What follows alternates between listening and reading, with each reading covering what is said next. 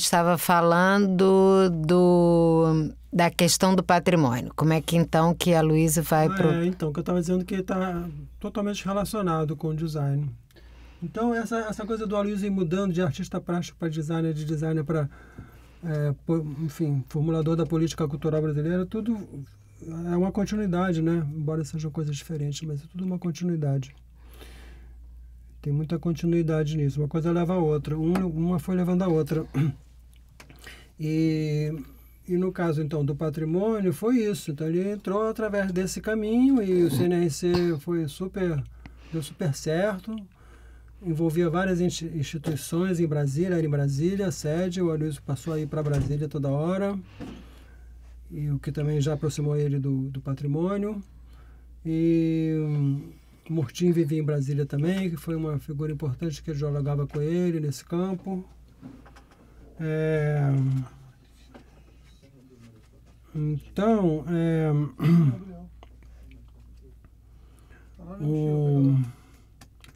então teve essa continuidade, né, a partir do design. E aí, bom, e o CNRC começou a fazer projetos assim, inusitados e muito interessantes, uma coisa nova, e começou a atrair também pessoas de outros países e interessantes.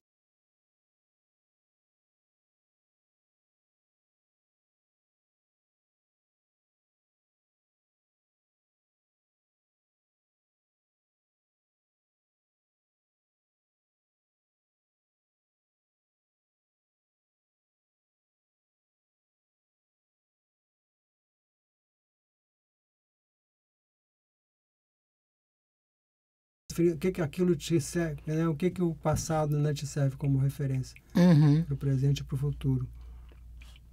E, bom, então, como o C-Centro começou a ser muito bem sucedido e ela estava fazendo, na verdade, tratando do patrimônio cultural brasileiro, porque o que o Brasil produz faz parte do nosso patrimônio, né?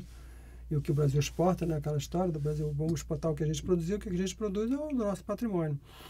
O saber, inclusive, não é só a economia, é o saber, saber fazer, etc. Tem a matéria-prima, né, que faça aquilo, tudo. Então, aí ele foi chamado pelo governo para ser secretário do Patrimônio.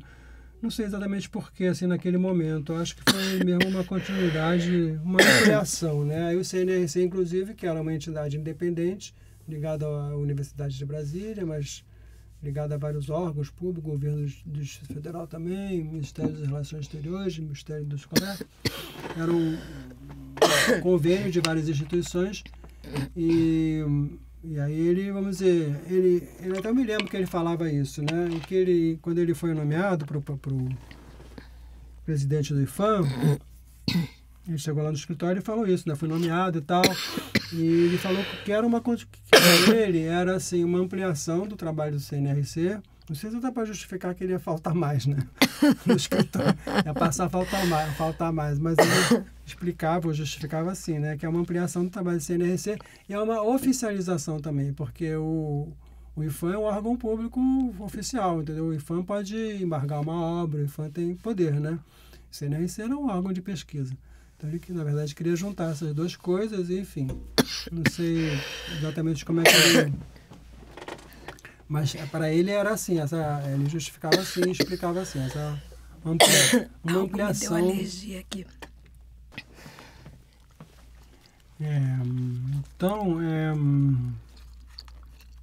Era uma continuação do que ele já viu. O IFAM, né, depois virou SFAM, Secretaria do Patrimônio Histórico e Artístico Nacional, foi uma ampliação, segundo as palavras do Aloysio, uma ampliação do CNRC, né, do âmbito de ação, porque aí envolvia, enfim, a cultura brasileira de modo geral, não só a produtiva, né, porque o CNRC era mais o que se produz, né, o que o Brasil produz, tem a ver com patrimônio, mas aí o IFAM já era uma coisa mais ampla, incorporou o CNRC, passou a ser um órgão do MEC, que acho que perdeu a força também como órgão de pesquisa, né? Acabou perdendo a força, que o CNRC acho que não teve continuidade, mas o Aloysio sim teve, né? E levou muito bem isso para depois, praticamente o Aloysio idealizou o Ministério da Cultura, né? Que foi aberto, instituído no governo seguinte do Sarney. O Aloysio foi do governo do Figueiredo, então era Ministério da Educação e Cultura. Tinha o ministro ministro da Educação e Cultura, que era o Rubem Ludwig, o general, e tinha 2 secretários, né? Subministros, digamos, vice-ministros, de certa maneira. Um secretário de Educação e um secretário de Cultura. Então ele era como se fosse o ministro da Cultura, né? Era o secretário da Cultura. E daí, enfim, aí renovou toda essa coisa do patrimônio, passou a... Enfim, o patrimônio, como ele dizia também, estava restrito aos bens de pedra e cal, como se chama, né? Pedra e cal, que é a arquitetura, que é o imóvel, né? Passou a ser o móvel também, né? Passou a ser até o imaterial, que eu acho que é uma palavra meio estranha, porque acho que nada é imaterial.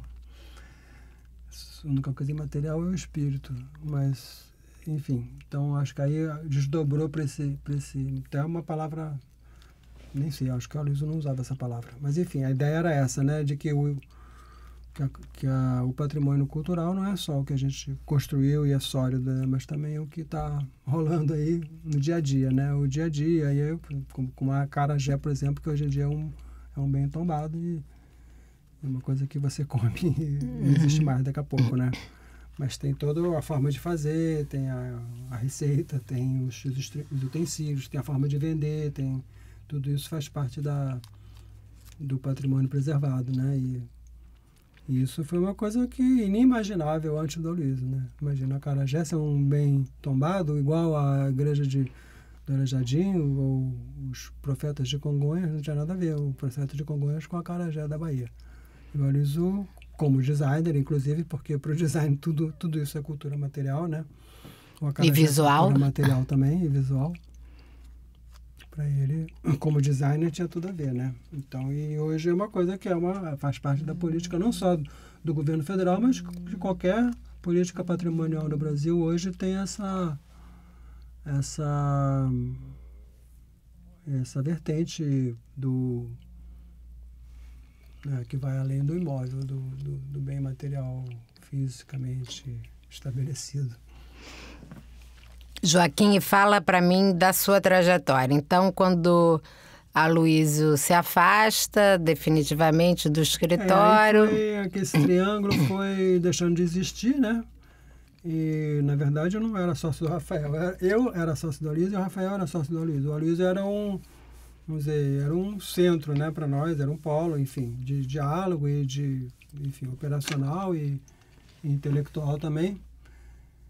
E então, quando ficou só o Rafael, não tinha muito mais sentido, né? O Aloysio continuou indo, ele continuou, enfim, até morrer ele era sócio do escritório, mas na prática cada vez era mais difícil, né? Então, de repente, um dia ele chegou no escritório e estava com um problema de invasão de terra lá em falava com G, enfim, um lugar lá em Pernambuco. Estava com invasão de terra e era um lugar tombado, né? Fazia parte enfim, então problemas assim que, entendeu? Pensar numa marca, ou como é que tem que ser uma marca, eu não dava para ele, a cabeça dele mais pensar em design como... Muita gente acha que ele deixou o design. Eu não acho que ele tenha deixado o design. Eu acho que ele continuou com a cabeça do design. Só que ele levou a cabeça do design, ou tal do design thinking, para uma área onde ele ninguém tinha levado ainda, né? Então, para mim, ele continuou como designer. Só que não dava mais para ser o design do dia a dia, do projeto, saber qual é a cor dessa mesa, ou coisas que já são mais do design propriamente dito. Então, não tinha mais sentido a gente ter a sociedade e, estranhamente, eu acho, ficou muito intrigado e ele morreu logo depois, né? Foi no ano seguinte, mas não teve nenhum ano de diferença entre a gente fazer a sociedade e ele morrer. Não sei, achei muito estranho essa coisa dele morrer logo, assim. Mas, enfim, ele morreu em função também do trabalho dele, né? Ele tem um trabalho muito com essas coisas, como, por exemplo, invasão de terra. Imagina o Aloysio com aquela... um artista, uma pessoa assim, sei lá, simples, uma pessoa, não sei, uma pessoa comum em certo sentido, né, no sentido da convivência, do dia a dia, da simplicidade e tal, e ele de repente, né, ele não era um político, né, não era uma pessoa que tinha, a política dele era uma política da cabeça, do conceito, né, E da administração também, que ele era bom administrador, né? Senão não teria esses cargos. Mas não era assim... Enfim, não sei. Eu achei assim que quando o Aloysio chegou assim nesse nível, no final da vida dele, a barra... eu sentia que a barra estava pesada para ele, sabe? Que a coisa estava difícil, porque ele estava ali diante de desafios que iam muito além do que ele estava acostumado, né? E aí ele teve derrame, eu não sei até que ponto que o trabalho que gerou isso ou que não, né? Sei lá. Como eu te falei, nunca vi ele transtornado, então não sei, nunca se transtornou, deve ter acumulado muita coisa. De repente descarregou assim, mas foi estranho a morte dele, foi muito esquisito. Ele tinha quantos anos? 54. Muito jovem, né? É. Bom, e aí? Fala de você. Aí, como eu comecei a ficar sozinho, eu fui trabalhar em casa, aí eu, naturalmente, até por gosto também, quer dizer, na verdade, uma das razões que eu poderia também ter continuado com o escritório, né, porque seria eu ou o Rafael, né, a gente não ia ficar junto, mas eu poderia também ter ficado. Mas essa coisa de administrar o Rafael era diretor executivo e eu diretor técnico, né, quer dizer, os cargos que a gente tinha, mas era a função mesmo. Quer dizer, todo mundo fazia projeto, todo mundo, o Aloysio, eu e ele, e todo mundo também, o resto da equipe também essa coisa informal de quem vai fazer o que também foi continuando depois quando vinham novas pessoas, né? O Aloysio já meio fora e a gente já fazendo a posição ali de liderar o escritório e entrando novas pessoas, né? E a gente fazendo projetos da mesma maneira que o Aloysio fez com a gente estava fazendo com outras pessoas. E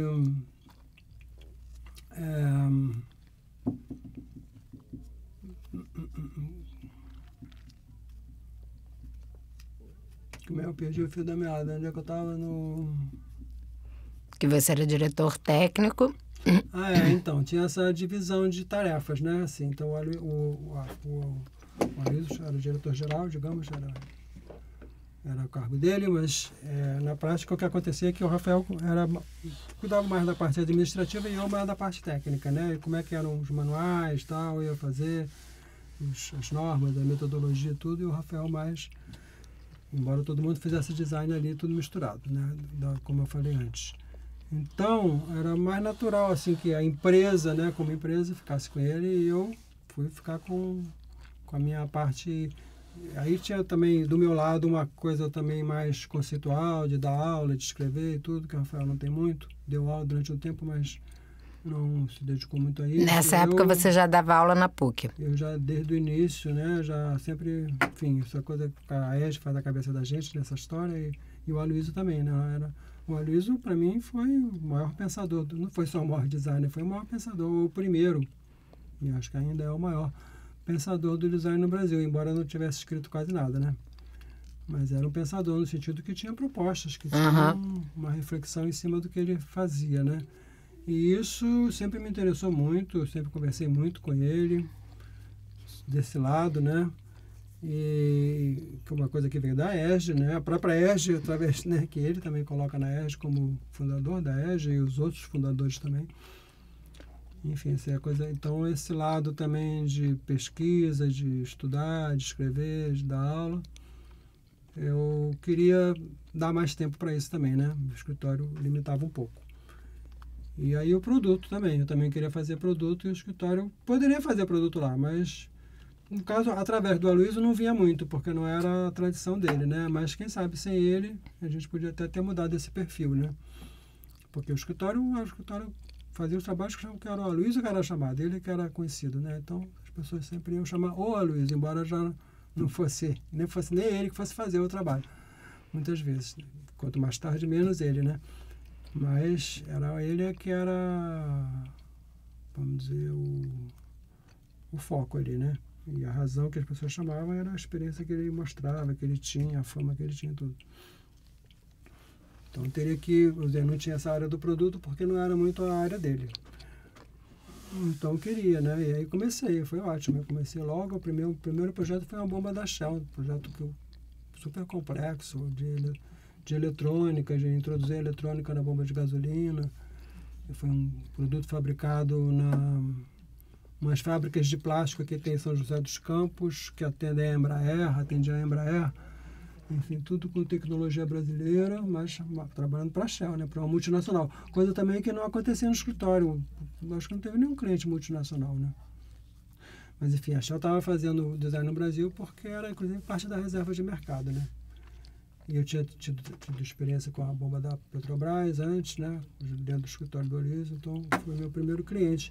E daí também esse mercado de bombas de gasolina, acabei fazendo várias bombas, não só para empresas de petróleo, mas para próprios fabricantes de bomba também.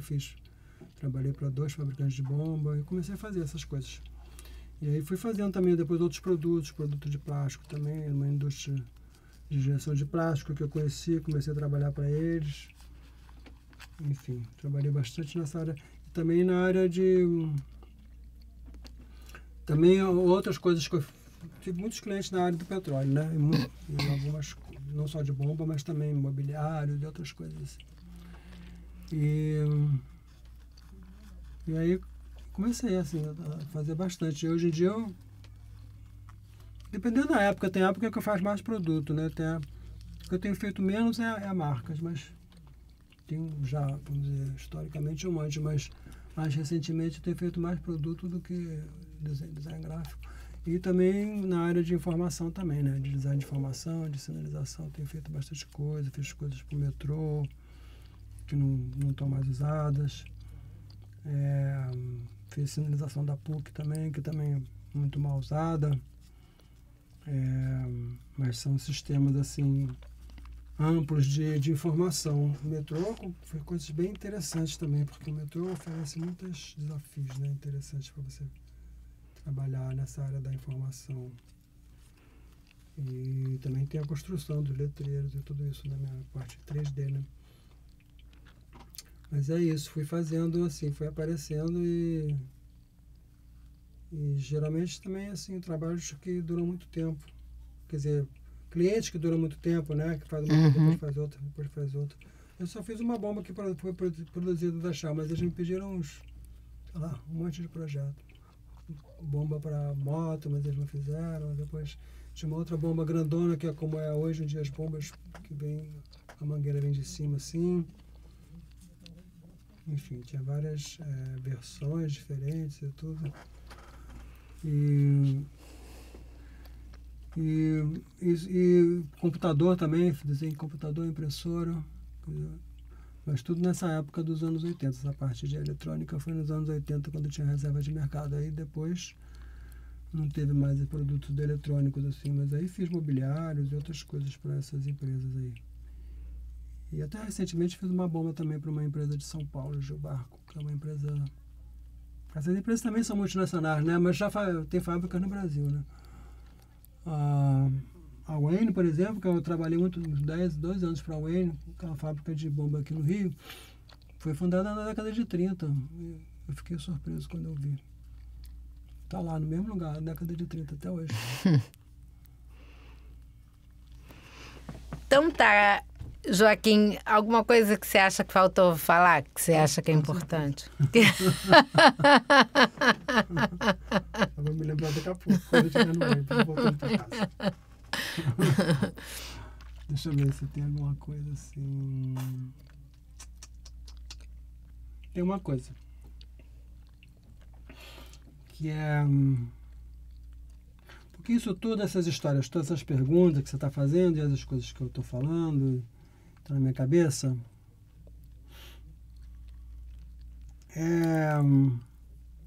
correspondem a um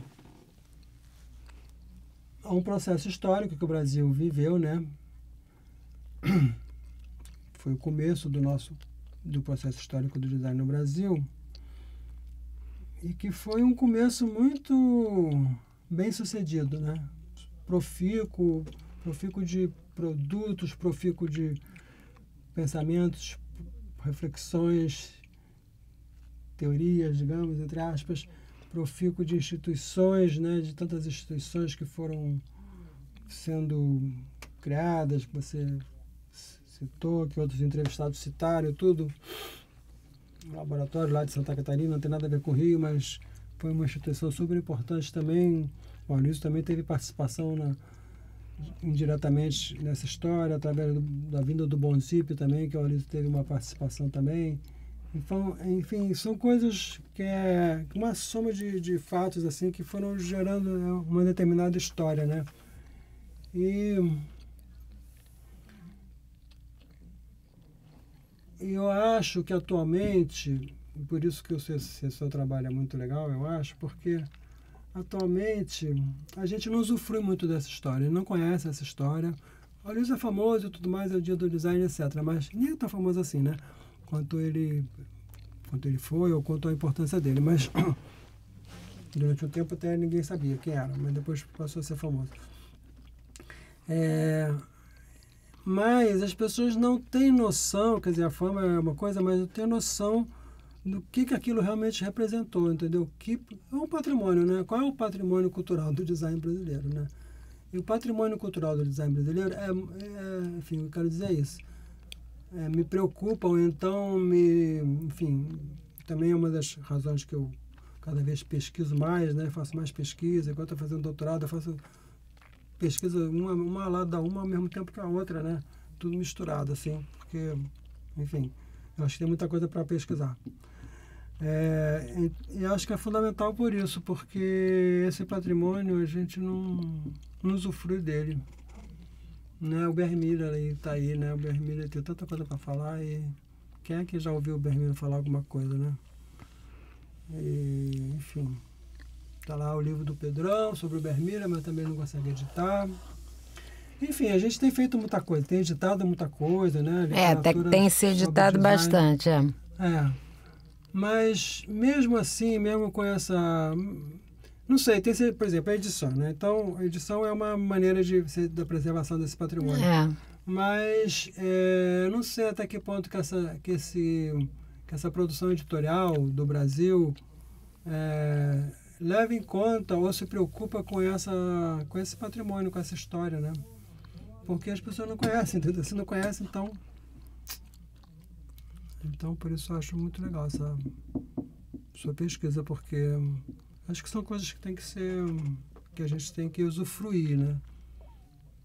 Para isso tem que conhecer. Mas não é só conhecer, é usufruir, né? Não sei como usufruir. Como usufruir é um próximo passo de pensar como, né? Primeiro vamos tentar preservar a memória, depois... Conhecer, mas a questão é usufruir, né?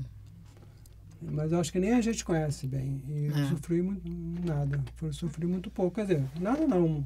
Acontece, né? Tá lá, o livro do Vona é maravilhoso. Aquele livrão dele, 50 anos, é ótimo. Aquele livro é cheio de... Mas, enfim, um livro aqui, uma coisa ali e tal. Não tem uma... Enfim, assim, eu acho que um arquiteto que vai estudar arquitetura na Itália... não tem como ele não assimilar o patrimônio arquitetônico, cultural, histórico da Itália. Agora, um designer que se forma em design no Brasil não tem como usufruir desse patrimônio, porque não tem, é muito pouco, né? É muito designer, né? Muito designer, muita escola, muita gente, muito escritório. Então, em relação à quantidade de coisas que levam a essa possibilidade de preservação desse patrimônio, de usufruto desse patrimônio, então, é muito pouco em relação à escala que o design brasileiro atingiu nos últimos, principalmente 10 anos, né?